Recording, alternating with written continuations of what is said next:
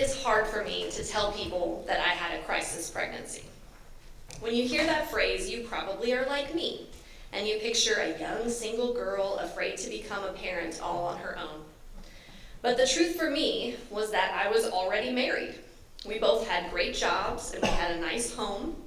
It wasn't even my first pregnancy. But my life got so thrown off balance, it's a miracle that I was able to stand back up again. Let me take you back to 2012. I already had a beautiful daughter, and we were expecting the arrival of our son in early August. At my regular 38-week checkup, my doctor asked if I had felt the baby moving much. My doctor didn't like the heart rate he was seeing, and he asked me to do some additional monitoring at the hospital. I actually called my husband on the golf course and an hour away to tell him not to worry and that he didn't need to come. After an hour of monitoring, a nurse looked me square in the eyes and told me that as soon as my doctor took one look at those numbers, we would be having our baby today. I panicked. This was not what I had planned. Sure enough, my doctor comes back in dressed in scrubs and says he needs to deliver him now.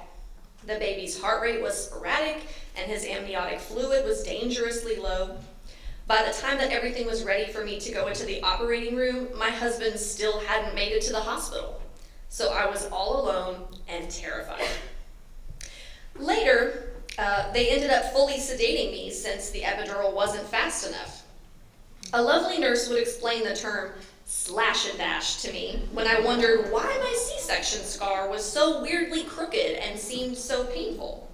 She said that when they're in a hurry to get that kid out of there, your vanity is the last thing considered.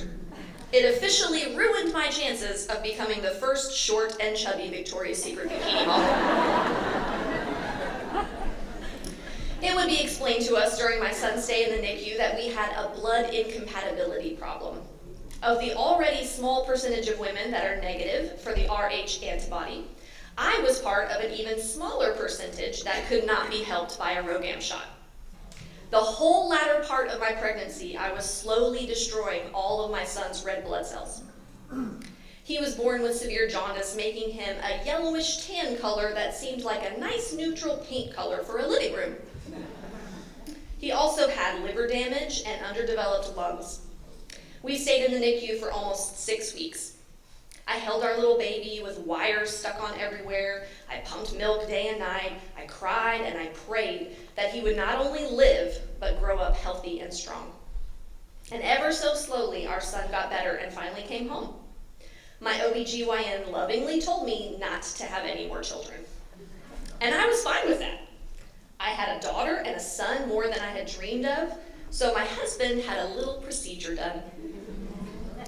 I had a whole person cut out of me, so I only had a tiny bit of sympathy for him.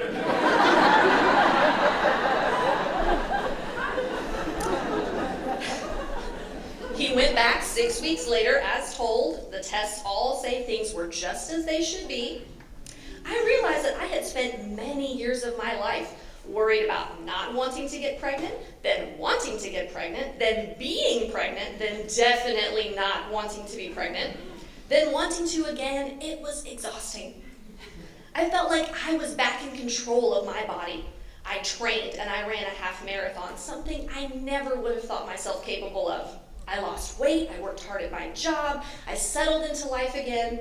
We planned to take a fabulous vacation for our anniversary. We dreamed of actually having disposable income.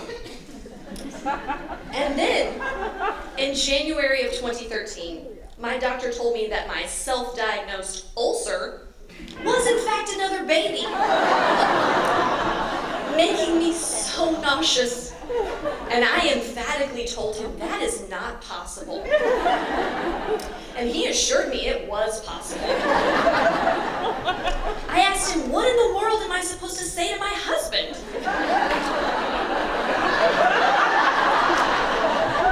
He said to say that nothing is ever 100% effective. I'm just going to pause here and let you imagine how well that conversation went. When I told my supposedly sterile husband that I was pregnant. Thankfully, A few days later, his doctor's test confirmed that it was indeed his miraculous body parts that had grown back together. The odds are truly about 1 in a million. And then we were told by my very shocked OBGYN that this would be a high-risk pregnancy and would most likely result in a miscarriage. They knew that the same blood problem was inevitable. We were numb for months. We didn't want to tell anyone out of fear that we would only have to turn around and tell them bad news.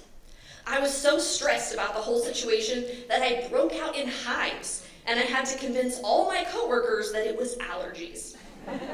Side note, husbands, do not Google hives during pregnancy, because it may tell you that women that are having twins are more likely to break out in hives, and then it will cause you to almost fall off the couch in a nervous breakdown. It was such a complete paradigm shift for us. We were so sure that we knew the direction we were headed in. And this was not only a detour, it was like switching from a bicycle to a rocket ship. We worried about my health, the medical bills, the possibility that we would lose a child rather than gain one. We canceled our anniversary trip and withdrew from our friends.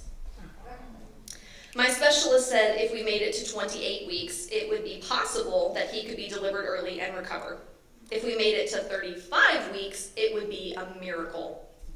But there was no way that we were going to be able to go full term, which meant we were going to have to face the NICU all over again, and this time we would be separated from 2 kids at home. We told our families at about 12 weeks in. We cautiously told our friends because we figured we would need support either way. We slowly started hoping for a future as a party of 5. The weeks still crawled by, but we somehow felt the tiniest flicker of optimism. We found out that we were going to have another son.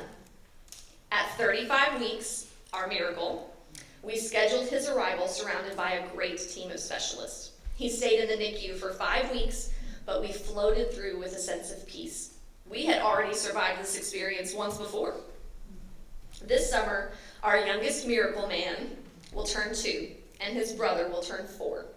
Life with 3 children is crazy. People ask me what the change was like going from 2 kids to 3 kids, and this is what I tell them. You just never have enough hands. I feel like someone is always crying in the other room, and sometimes it's me.